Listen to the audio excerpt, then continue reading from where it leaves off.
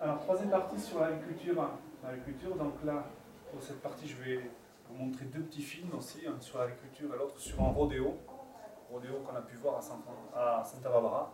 Ça, c'est un grand moment aussi parce que c'est 3 heures de spectacle. La vidéo ne dure pas 3 heures, je vous rassure. Mais 3 heures de spectacle formidable. Donc voilà, donc ça c'était une usine aussi qu'on a eu la chance de visiter. Donc mon cousin est actionnaire de cette entreprise-là. Donc c'est une grosse usine de conditionnement de pistaches. Ils peuvent traiter, je crois que c'est 2 ou 3 millions de tonnes de pistaches par an. Donc c'est assez immense. Et imaginez donc tout ce qui est pistaches et amandes. Ils peuvent traiter aussi bien les pistaches que les amandes. Donc on a visité tout ça. Par contre, interdiction de filmer à l'intérieur de l'usine. Ouais. Donc c'est une usine qui a été montée en 2007, une dizaine d'années. De haute technologie. Ensuite, ce qu'on retrouve en agriculture, donc les fruits à coque, ça on l'a vu, pistaches, les amandes, du raisin de table, beaucoup de raisin de table, et là-bas, tout le raisin de table aussi, il est sans pépins. Vous ne retrouvez pas un pépin dans le raisin de table. Donc il a été transformé génétiquement.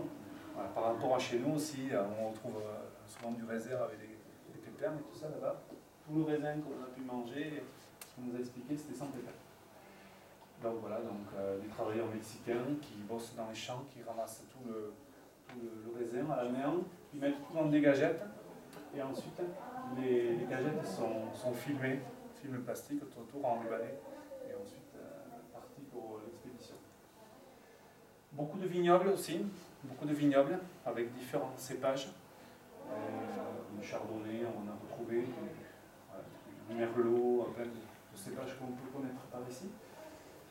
Voilà, et ensuite, voilà, ça c'est aussi assez typique. Alors, pour la petite anecdote, là, moi j'avais acheté du vin là-bas, et puis j'ai plus du tout pensé à l'histoire de l'aéroport au retour. Donc, voilà, ils nous l'ont pris, on a dû le laisser, alors que si je l'avais mis en soute, c'est bon, ça passait. En soute, ça passait, et puis je l'ai laissé dans mon bagage. Donc après, j'en ai racheté sur Internet. Donc c'était un petit peu bête, mais... Et puis finalement, un jour aussi, je me promène à Carrefour et j'en ai retrouvé à Carrefour, à l'Escar, du vin californien qu'on peut retrouver. Transport de tomates, beaucoup de tomates, de fruits, beaucoup de fruits, de légumes, donc là, mais c'est à grande échelle, quoi. Tout est automatisé, mécanisé. Et là, par exemple, ça part directement, donc camion plus remorque, vous voyez, c'est ramassé directement à la machine, les tomates sont posées là et ensuite ça part pour la transformation, le jus. Alors, paysage, voilà, irrigation, donc encore une fois, sans irrigation, vous avez ça, quoi. Vous avez le désert, on voit tout autour, il fait 40-44 degrés. Et puis là c'est l'été, donc par contre quand c'est irrigué, aucun problème là-dessus. Du coton aussi, beaucoup de coton, ça on n'imagine pas. Voilà, il y a beaucoup de coton, et bien sûr le coton nécessite beaucoup d'eau aussi, et des produits phytosanitaires là-bas. Tracteur, donc ça c'est l'exploitation autour du ranch, là, du cousin. Donc vous voyez que ce n'est pas des gros tracteurs. C'est pas des gros tracteurs, mais l'exploitation des pistaches ne nécessite pas non plus beaucoup d'équipement, quoi. L'équipement, il y a pas besoin d'un tracteur de 100 ou 110 chevaux. Voilà, des petits tracteurs qui passent partout, qui passent au milieu des allées. Ils sont pas mal ceux-là quand même à côté du camion. Là. Oui, ah oui, oui, bien sûr. Ah oui, déjà, ils sont plus de 100 chevaux que de 60. Hein. Oui. Les bleus là.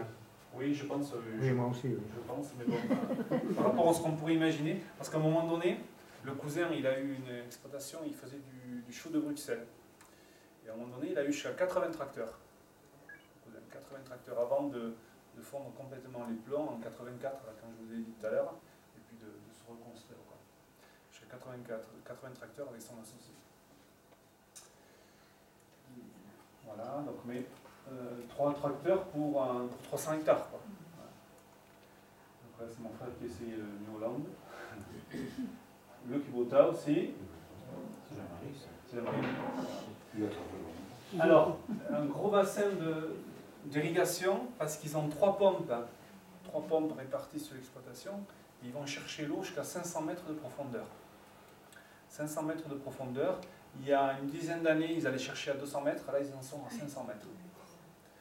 Voilà, un gros problème de ressources en eau. Malgré tout, les dernières semaines, il y a eu beaucoup d'eau. Ils ont eu beaucoup d'eau, je ne sais pas si vous l'avez vu au niveau des informations, voilà, ils ont eu beaucoup d'eau, beaucoup de dégâts. Eux, ils n'ont pas eu de dégâts. Parce qu'ils m'ont envoyé un mail là, cette semaine, ils m'ont dit « Mon père me disait toujours d'acheter des terres qui n'étaient pas inondables. » Donc je l'ai toujours écouté. Il me disait ça.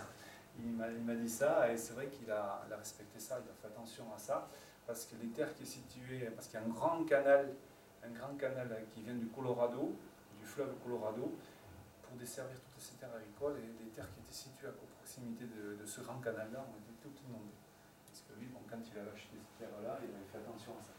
Malgré tout, donc 500 mètres de profondeur pour aller chercher la nappe phréatique. Il faut savoir aussi, autre petite information qui est assez intéressante, le mari de Julie Deloche, ma cousine, travaille dans les eaux et assainissement de Los Angeles. Et à Los Angeles, donc, la nappe phréatique, elle est en train de se remplir d'eau de mer. D'eau de mer, donc d'eau salée, à force de pomper dedans. Donc, maintenant, qu'est-ce qu'ils font? Ils retraitent l'eau des stations d'épuration et ils réinjectent l'eau des stations d'épuration à l'intérieur de la nappe phréatique. Donc voilà. Le circuit qui n'est pas terrible, pas terrible du tout, mais qu'est-ce que ça va devenir à l'avenir? Bon, est-ce qu'ils vont se retrouver avec l'eau parce qu'il faut qu'ils la retraitent? Donc ils jouent un petit peu aux apprentis sorciers, mais voilà, l'eau c'est vraiment un gros problème qu'ils ont en Californie, et sans eau on ne peut rien faire. Parce qu'il faut imaginer toute l'agriculture là-bas, donc elle vit grâce à l'eau, mais ensuite il y a plein d'usines agroalimentaires, par exemple transformation des tomates, qui nécessitent énormément d'eau aussi, parce qu'il faut les laver, il faut nettoyer toutes les canalisations, et puis derrière. Voilà. Donc là vous avez la plantation de pistaches et le système d'irrigation. Le système d'irrigation, vous l'avez là, avec par exemple des capteurs dans le sol qui viennent relever l'humidité, le taux d'humidité à l'intérieur. Donc, dès que le taux d'humidité est bas, hop, ils disent on arrose. Et c'est un arrosage au goutte à goutte. Donc c'est ce que je vous disais tout à l'heure, c'est la personne là, qui est ressource, la personne du gouvernement américain qui a travaillé avec mon cousin donc, pour trouver le meilleur compromis, le meilleur système pour consommer le moins d'eau possible et pour être un petit peu vertueux. C'est du greenwashing, un petit peu on se donne une connotation verte et on communique là-dessus. Voilà, des amandiers aussi, beaucoup d'amandiers, de pistaches, de fruits à pistache. Donc, le fruit à pistache ressemble à un amandier. D'accord. Voilà, vous avez les amandes qui sont là, donc dans des coques, et là, c'est prêt à être ramassé. Prêt à être ramassé quand le fruit est ouvert. Quand le fruit est ouvert, à l'intérieur, vous avez l'amande et vous venez la récupérer. Alors, un article que j'ai attrapé sur le site du Monde, sur la pistache. Donc on nous dit qu'en 10 ans, la vallée centrale, donc la vallée centrale de la Californie, donc qui regroupe les terres autour de Bakersfield et qui remonte jusqu'à pas loin de San Francisco, a doublé la surface des vergers pour produire le fruit à coque, en apportant près de 80% des volumes vendus sur la planète. Elle écrase toute concurrence. Donc là, par exemple, vous avez une explication, vous avez 79% de la production mondiale qui est réalisée aux États-Unis. Ça, c'est quelque chose, il y a une quinzaine d'années, on ne le voyait pas. Une vingtaine d'années, l'amande n'était pas produite aux États-Unis. C'était marginal. Est-ce que maintenant, ça devient prédominant au détriment d'une autre agriculture, principalement de l'élevage. Voilà. Donc les agriculteurs, les agriculteurs de vaches laitières, par exemple, ils ne sont pas contents parce que finalement, ils ont leur surface après qui diminue. Les 79% de production aux États-Unis, 8% en Union européenne, 7% en Australie, et un petit peu en Chine. Ça devient marginal. La consommation, donc ils produisent 79%, mais ils ne consomment que 27%. Donc le reste est exporté. Il faut savoir que la vallée centrale, toute la vallée centrale, peut produire jusqu'à 80% de la consommation américaine.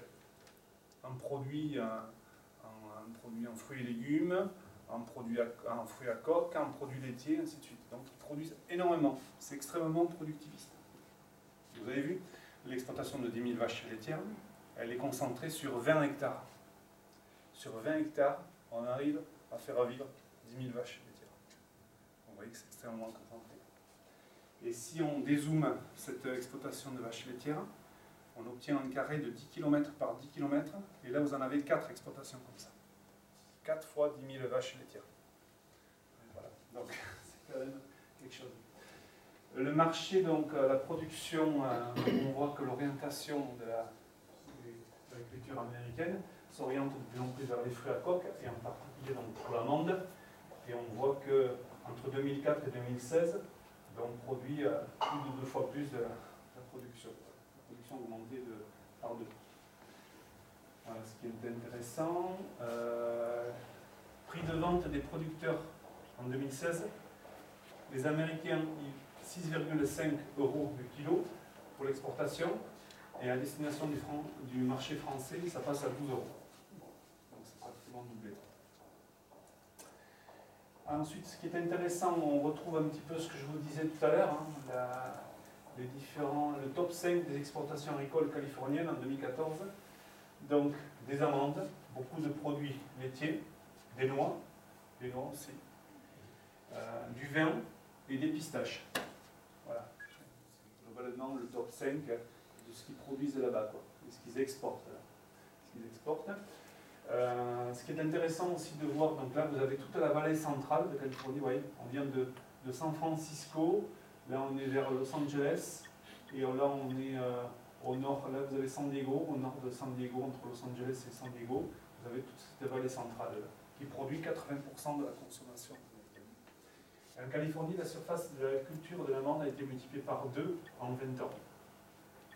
Et ensuite, la surface cultivée de l'amande, donc ça représente, vous voyez, un tiers de la surface de l'île de France, rien que pour les amandes.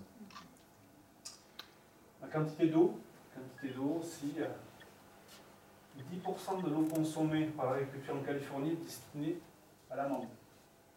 Donc ça consomme quand même pas mal d'eau, et il faut 300 000 abeilles pour polliniser un hectare d'amandier. Ça aussi on le voit, on a vu souvent des ruches dans des endroits, dans des petites parcelles, pour pouvoir polliniser tous ces arbres fruitiers. Vous savez, vous avez vu sans doute des reportages aussi à la télé, ou en Chine, il y a des gens qui sont payés pour venir polliniser les arbres fruitiers. Avec des petites pipettes, on vient polliniser, on vient faire le travail naturel de l'abeille. Pourquoi? Parce qu'il y a tellement de produits phytosanitaires que les abeilles sont tuées. Voilà, donc ruée vers l'or, vers l'amande se poursuit. Les agriculteurs californiens ont encore planté de nouveaux arbres en 2016, quitte à voir se réduire, comme peau de chagrin, les champs de coton ou de melon. D'autres s'interrogent sur le sort des abeilles livrées par camion entier pour polliniser cette mer de fleurs blanches. Là aussi une autre échelle, quoi. On vient livrer des camions entiers, on vient les lâcher en pleine nature. Et ensuite l'amande est aussi amère pour les éleveurs laitiers. Ils brouillent de rage en même temps que grandit le succès du lait d'amande, de plus en plus présent dans les tasses de café, la coupe de glace ou le yaourt. Alors la Californie est le premier bastion laitier américain. Voilà. Donc là aussi, il y a pas mal de tensions entre les éleveurs et puis les producteurs d'amandes. Des orangers aussi, ça on retrouve pas mal. On a vu une grosse usine aussi de transformation des oranges. Une grosse maintenant, immense. Voilà, et là chez la famille Bidard, donc là aussi c'est grâce aux cousins qu'on a pu rentrer dans cette exploitation de vaches laitières. J'ai essayé de retrouver des vidéos sur YouTube sur des exploitations de vaches laitières, vous n'en trouverez pas. Donc ce que je vais vous montrer comme image là, je ne l'ai pas mise sur YouTube non plus parce que sinon je pourrais me faire taper sur les doigts, ou c'est quelque chose qu'ils ne veulent pas montrer, c'est un aspect de l'agriculture qu'ils ne veulent pas montrer. Donc ce que je vous disais, la concentration, les 4 exploitations sur un carré de 10 km par 10 km. J'avais enregistré les coordonnées GPS de l'exploitation que l'on a visitée, et puis en ayant ces coordonnées GPS, après en dézoomant, j'ai pu savoir où est-ce qu'on était. Après on retrouve facilement sur Internet ces exploitations. Elles sont toutes construites sur le même modèle, vous voyez, des hangars ici, des hangars pour loger, et puis après des petits box les petits box pour loger les génisses et les veaux. D'accord. Et puis voilà, et puis c'est vraiment standard, simplement. Ça bouge un petit peu de place, mais sinon après. Et il y a combien d'hectares au total pour les 4 fermes? Les 4 fermes, ça représente à peu près 20 hectares. Oui, C'est 20 hectares. Après ça, on ne maîtrise pas, mais de toute façon il y a des centaines d'hectares de disponibles, des centaines d'hectares de disponibles. Il n'y a pas de problème. Elles sont découpées, c'est carré, rectangulaire. Si on veut, ou circulaire aussi au niveau de l'arrosage, de nouveau on retourne le système d'arrosage typique. Mais elles n'ont pas packagé les bêtes, elles sont. Certainement pas, vous allez le voir. Zéro gravure. Voilà. Donc là,